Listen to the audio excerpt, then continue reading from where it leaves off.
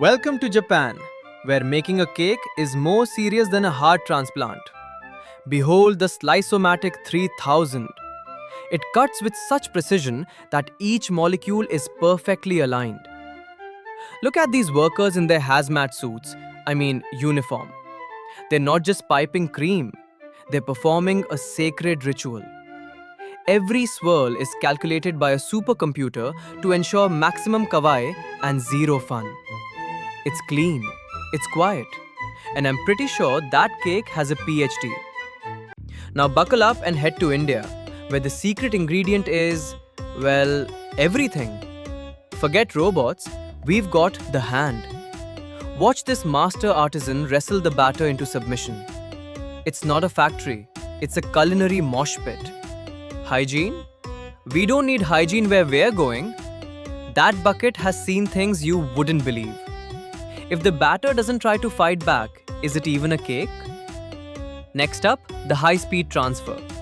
It's like a game of Tetris, but with more potential for third-degree burns.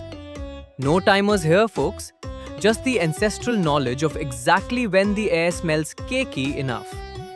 And look at that oven dough. It's not just a dough. It's a portal to a realm of pure, unadulterated sweetness and questionable structural integrity. Color time. Why use a machine when you can just stir it with your soul? Pink, green, neon. If it doesn't glow in the dark, we don't want it. And the layering? It's a delicate process of slap it on and hope for the best. Every cake is a unique snowflake of chaos. Finally, the precision slicing. Indian style. One giant knife, one brave man, and a complete disregard for the concept of a straight line.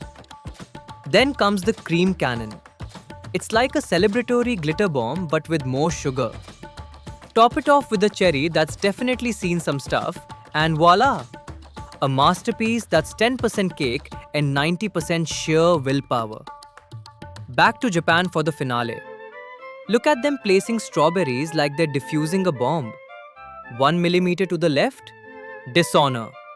The final result is so perfect, it's almost intimidating to eat. It's a cake that says, I am superior to your life choices. But back in India, we're finishing strong with the nut avalanche. Just throw them at the cake. If they stick, they were meant to be there. It's rustic, it's bold, and it probably tastes like a hug from a very chaotic grandmother. So, which would you choose? The surgical precision of Japan or the glorious buttery anarchy of India? Either way, my stomach is confused but ready.